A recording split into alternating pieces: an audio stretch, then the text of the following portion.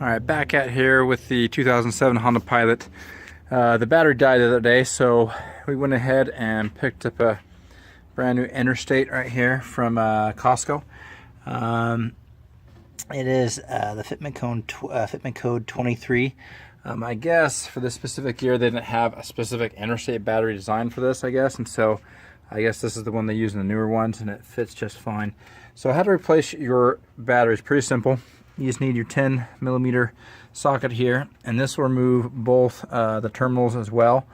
Also, it came with this. This just hooks back in on both sides, just to keep it nice and snug and tight down in there.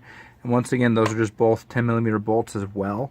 And so you first have to unscrew these to get this off, and then you can take the battery out pretty easy, and then put another one back in there, and then just reverse those same steps, and then you'll be good to go. So once again, pretty easy to do.